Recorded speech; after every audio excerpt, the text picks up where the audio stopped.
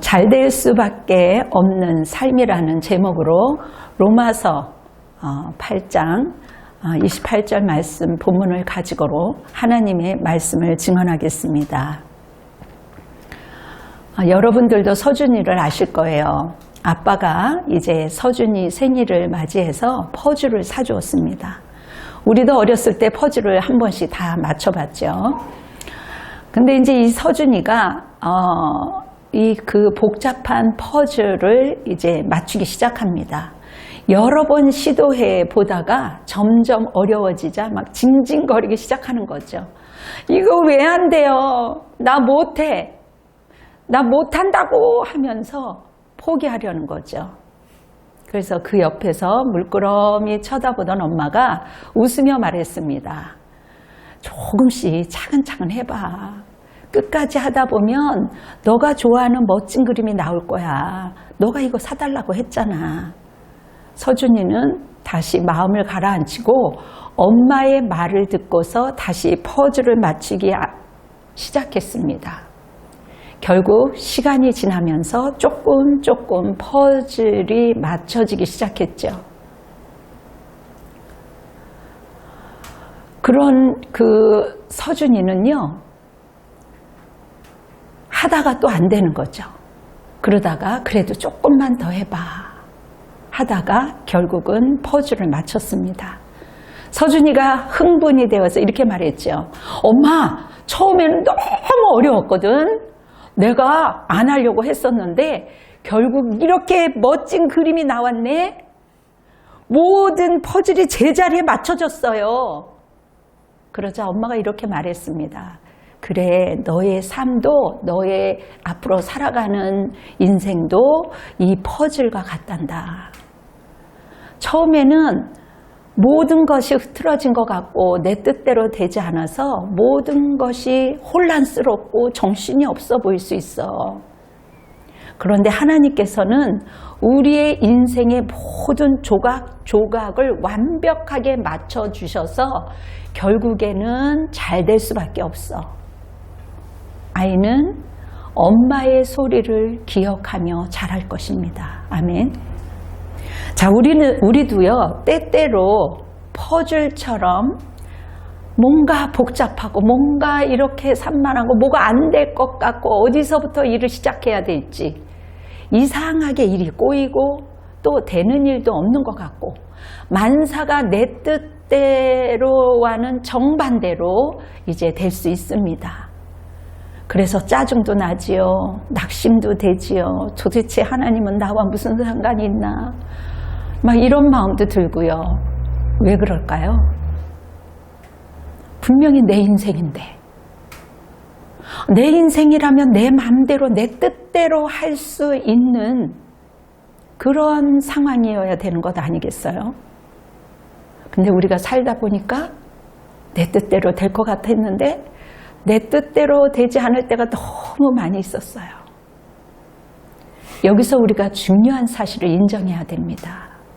내 인생이지만 결코 내 뜻대로 되지 않는다는 사실이죠.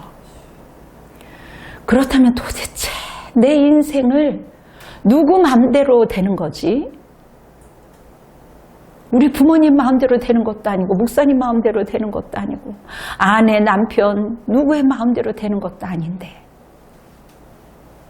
우리가 알고 있는 것은 결국 하나님 마음대로 되는 거예요.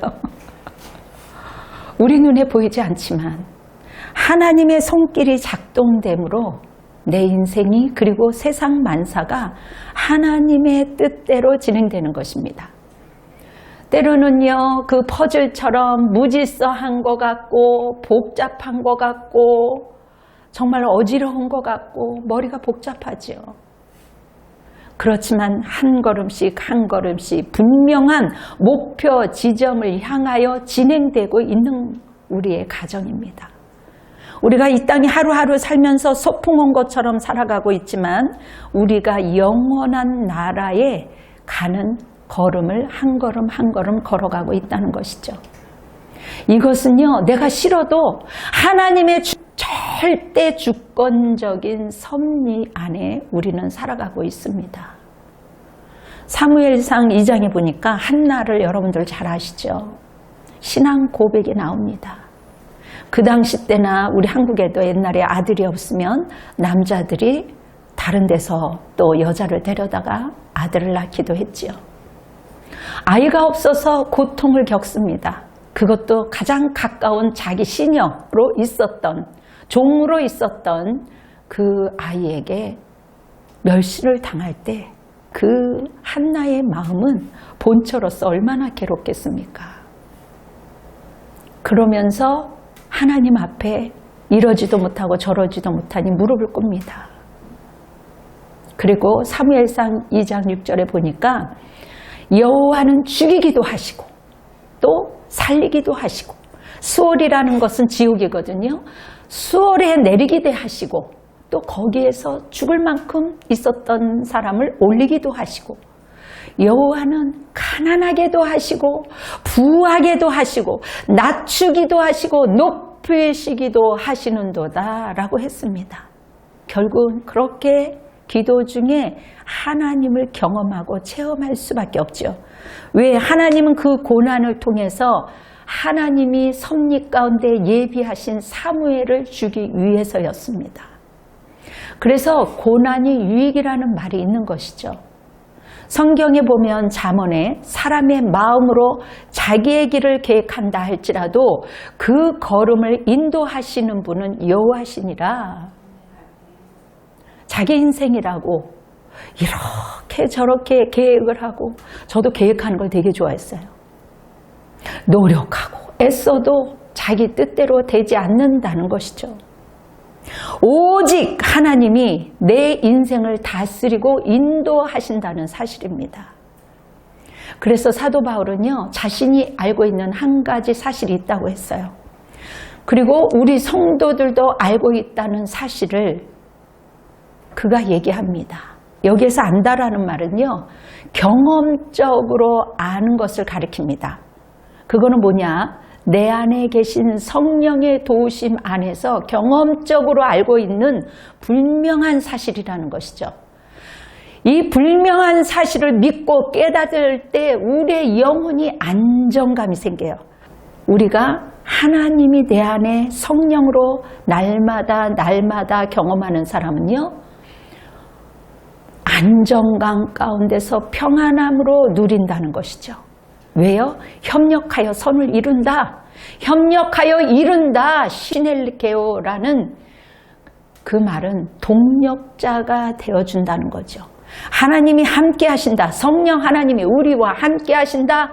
함께 동료가 되어서 도와가면서 협력하여 우리와 함께 하신다는 거죠.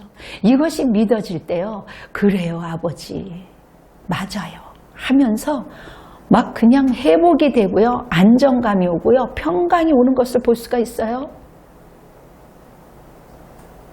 여러분, 우리의 삶 가운데는요, 우리에게 무관심한 사람도 있고요, 반대되는 사람도 있고요, 심지어는 해방하는 사람도 있고요.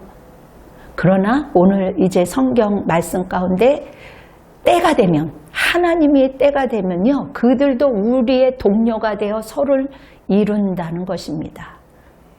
여기에서 우리가 주목해야 될 것은요, 성경의 모든 것, 모든 것이란 말은요, 그저 만사가 다 좋다는 뜻은 아니죠. 18절에 보니까, 로마서의 18절에 보니까 현재의 고난을 말하고 있어요. 그리고 7장 24절을 보면 탄식에 대한 말이 나옵니다. 모든 것이라는 말은요, 고난을 포함하여 모든 것을 말하고 있습니다. 때로는 힘들기도 하고 버겁기도 하죠. 좋은 일들만 있겠어요? 때로는 나쁜 일도 포함되어 있다라는 것이죠.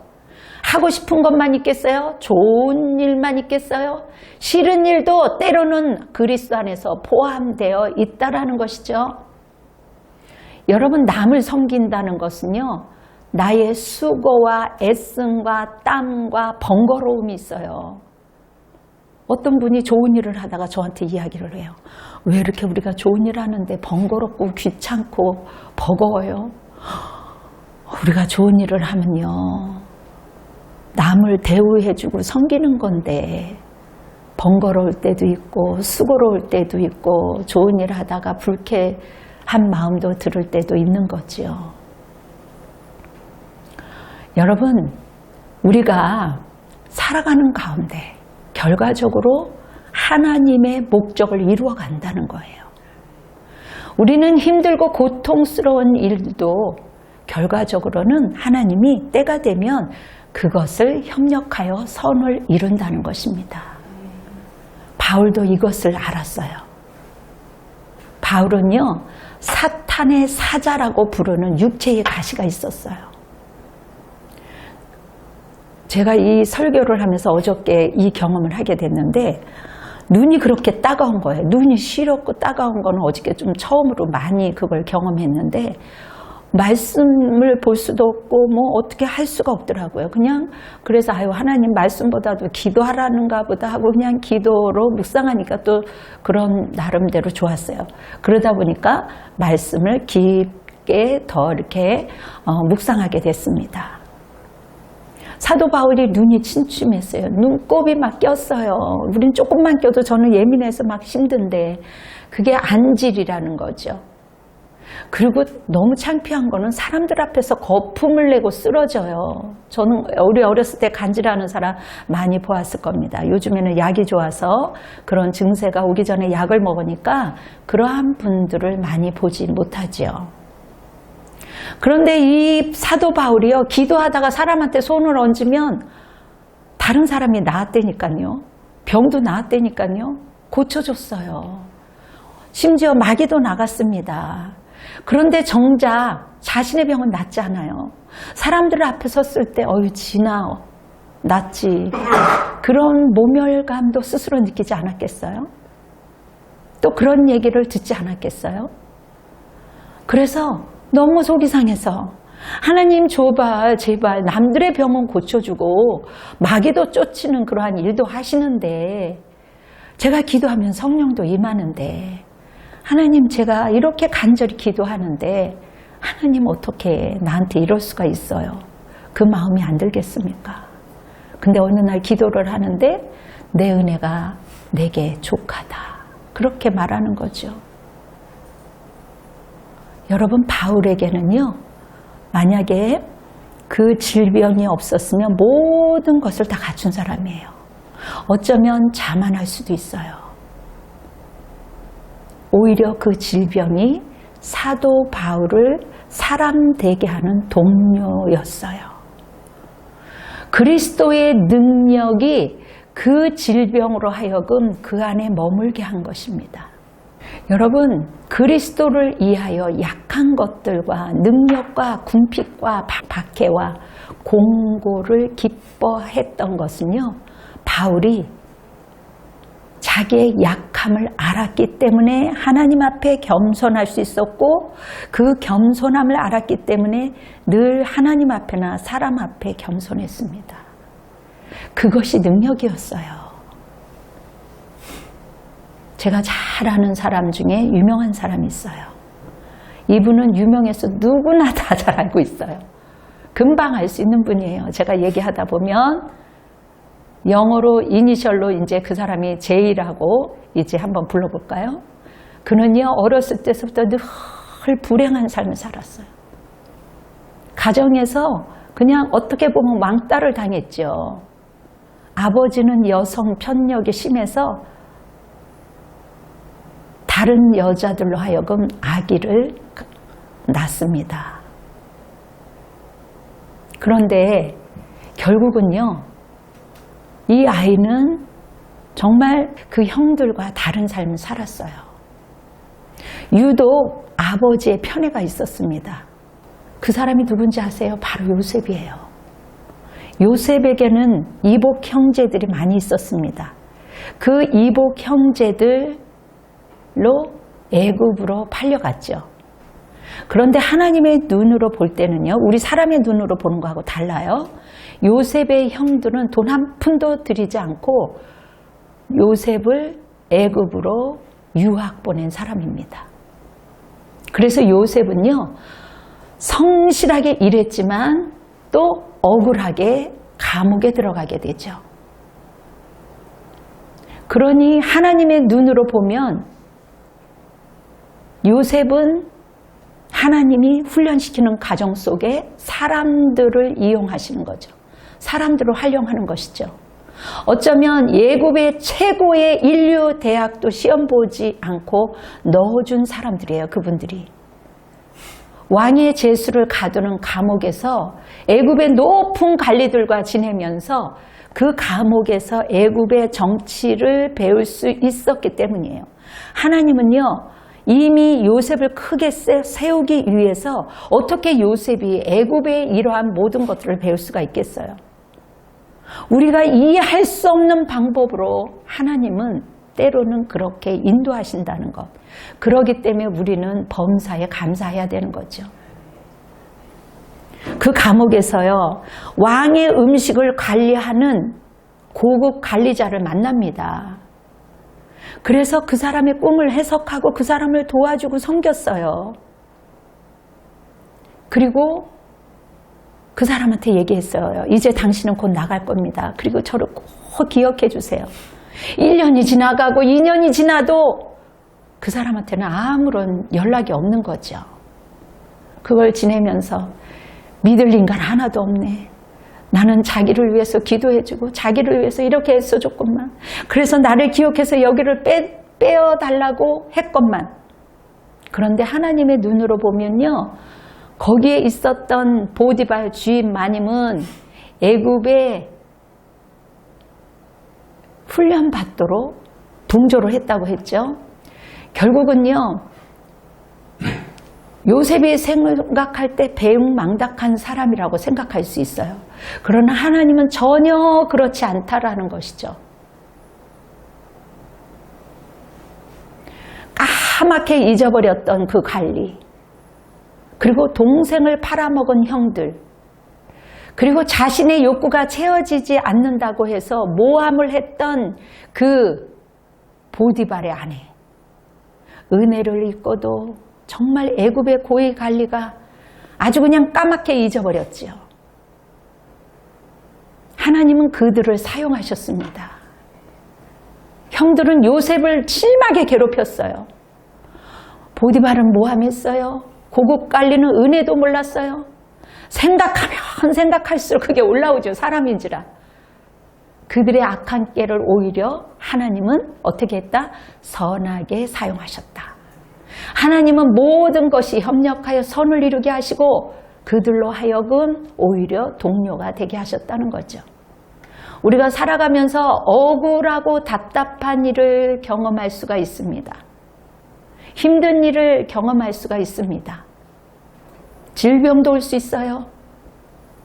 그런데 그 질병을 통해서 하나님 앞에 겸손히 나아가다 보니 그 질병이 친구가 되는 거죠. 질병의 고통이 나약함이 겸손한 사람으로 되어서 하나님을 의지하게 되는 겁니다. 어려운 일을 당할 때 원망하고 낙심할 수도 있죠. 그러나 한 걸음 뒤로 물러가서 하나님께 물어보는 거죠. 하나님, 어떤 일을 이루시려고 이런 어려움을 주십니까? 하나님, 나에게 왜 이 질병을 주셨습니까? 여러분, 우리가 살아가면서 어휴, 쟤 왼수 그러잖아요. 왼수 같은 사람이 있다라는 것은 하나님의 보시기에 좋은 일입니다. 그러나 역시 그 왼수가 우리에게 선을 이루게 하는 친구가 될 수 있다라는 거죠.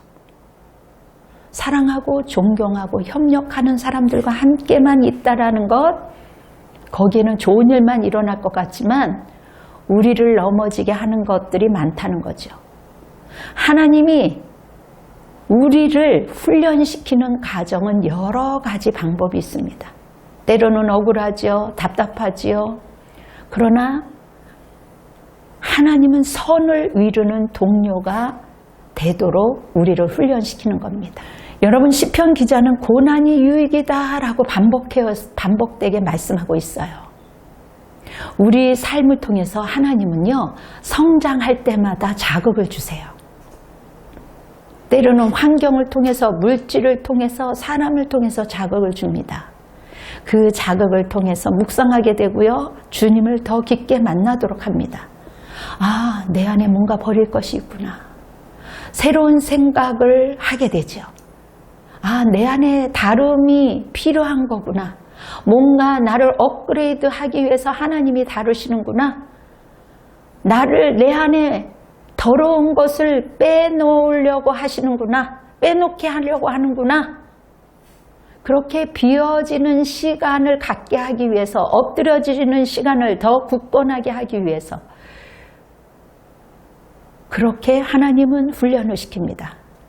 그러나 때로는요, 우리가 분별해야 되는 것은요, 건강하지 못한 사람이 우리를 힘들게 할 때 우리는 흔들릴 필요가 없다라는 것이죠.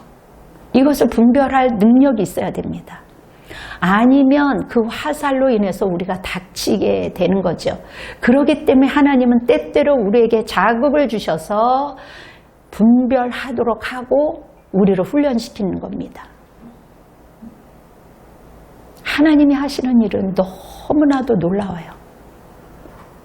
우리 인생이 아까의 그 퍼즐처럼 뒤죽박죽으로 보일 때도 있지만 하나님께서는 우리의 상황을 선하게 이끌어 가시고 결국은 우리가 잘 될 수밖에 없는 길로 인도해 주십니다. 아멘. 여러분, 그러나 모든 것이 협력하여 선을 이루는 것은요, 모든 사람을 위한 것이 아닙니다.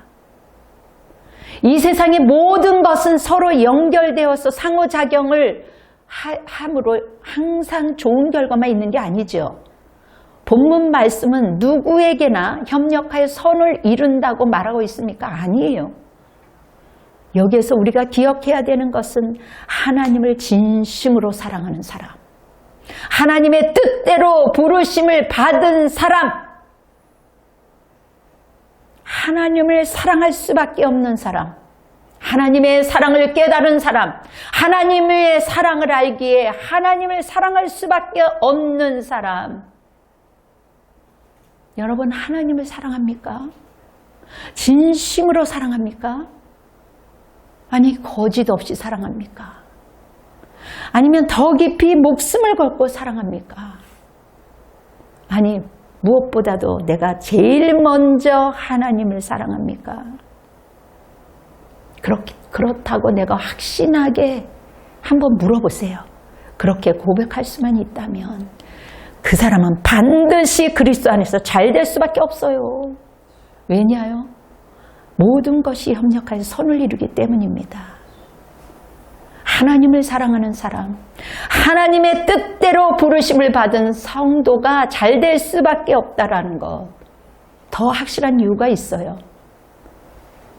여러분, 우리가 형통하고 축복이 되고 승리가 되고 그런 축복이 성경의 14절에 15절에 하나님의 영으로 인도함을 받은 사람은 곧 하나님의 아들이라. 무릇 하나님의 영으로 인도함을 받는 사람은 곧 하나님의 아들이라. 여러분, 양자의 영으로 받은 우리입니다. 하나님의 자녀예요. 여기 34절에 보면은요, 우리를 강구하신다고 했어요. 주님의 중보기도가 있기 때문에 우리는 잘 될 수밖에 없어요. 하나님의 자녀이지요. 여러분 믿으세요? 이 강구하신 34절에 중보기도가 있지요. 26절, 27절에 보면은요, 성령의 도우심이 있다라는 거예요, 여러분. 그리고 하나님께서 31절, 32절에 보면 오늘 로마서 8장 가서 다시 한번 읽어보세요. 하나님께서 늘 우리를 위해 주신대. 그리고 때로는 우리에게 걸맞는 은사를 주시기 때문입니다. 그리고 35절, 38절, 39절을 보면요, 그리스도의 사랑에서 끊어지지 않기 때문입니다. 그 결과 37절에 보면 그러나 이 모든 일에 우리를 사랑하시는 이로 말미암아 우리가 넉넉히 이기느니라. 그래요. 맞습니다. 넉넉히 이기게 됩니다. 넉넉하게 잘 됩니다. 아멘. 이거 주님의 말씀이에요. 그래서 성도는 항상 잘 되고 있습니다. 더 잘 될 것입니다. 아멘. 모든 것이 협력하여 선을 이루는 것이 아무에게 일어나는 것이 아니라 하나님의 사랑에 부르심에 반응하는 자들에게 이루어지는 거예요. 하나님은 하나님을 사랑하는 자들에게 여전히 하나님의 선을 이루고 계심이 얼마나 우리에게 안정감을 주고 있어요. 이거 기쁜 일 아니에요? 힘들다가도 우리가 주님이 주신 희열과 기쁨은 이 말씀이 내 것이 되고 내 안에서 춤추고 있기 때문에 기쁜 거예요. 보여지는 것은 힘들고 불안하고 내일을 알 수가 없지만 하나님이 내가 하나님을 사랑하고 그 하나님이 나를 사랑하니 나는 하나님의 자녀이니 하나님이 나를 위해서 간구하고 있으니 우리가 잘 될 수밖에요. 아멘. 인생의 모든 시간이 아버지의 뜻이 이루어지는 과정임을 믿는 그 믿음으로 살아가시기를 바랍니다. 사랑하는 성도 여러분, 우리는 하나님을 사랑하는 믿음으로 살아야 되는 거죠. 그 사랑하는 표현이 어떤 건지 아세요? 먼저 하나님을 사랑하고 하나님의 핏값으로 산 교회를 사랑하고 여러분들의 영육 간의 관계인 목회자를 사랑으로 나타내야 되는 거죠. 그리고 교우들끼리 서로 사랑으로 나타나야 되는 것이죠. 그리고 그 사랑이 더 뻗어나가서 내 부모와 이웃들을 사랑하는 겁니다. 하나님 사랑, 그래서 이웃 사랑이에요. 그래서 사명 감당으로 이것이 나타나야 되는 겁니다. 충성과 헌신으로 나타나야 되는 거예요. 자, 다 같이 한번 말하겠습니다. 하나님, 사랑합니다. 하나님, 당신을 사랑합니다. 네, 다 같이 기도하겠습니다. 천지와 우리를 만드신 만물의 하나님, 전지전능하신 하나님, 하나님 영광을 받아 주시옵소서. 성령과 진리로 충만한 이 예배를 통하여 우리가 아버지 그리스도만 가져갈 수 있도록 주님 도와주시옵소서. 온 성도들이 이 말씀을 기억하며 순종함을 삶을 통하여 하나님 겸손해질 수 있도록 인도하여 주시옵소서. 어느 날 모세가 겸손하여졌다라는 말이 있습니다. 주님, 우리에게도 겸손의 신앙을 가질 수 있도록 주님 유한 마음, 온유한 마음을 가질 수 있도록 주님 도와주시고, 우리의 남은 여생이 하나님 앞에 충성하고 헌신하는 것이 결코 헛된 것이 아니요, 하나님을 사랑하고 이웃 사랑하는 것이 헛된 일이 아니요, 우리는 주님 안에서 결코 잘 될 수밖에 없음을 확신하기에 늘 기뻐하며 감사하며 살아갈 수 있음을 고백합니다. 우리 성도들을 위해 하나님의 놀라우신 자비하심으로 승리케 도와주시옵소서. 이 나라와 이 민족을 하나님께서 불쌍히 여겨 주시옵시며 위정자들이 주님 앞으로 회개하며 돌이키게 허락하여 주시며 하나님 방송과 또한 교육과 문화와 곳곳에 하나님의 공의가 있게 허락하여 주시며 하나님의 사랑이 흘러가게 허락하여 주시옵소서.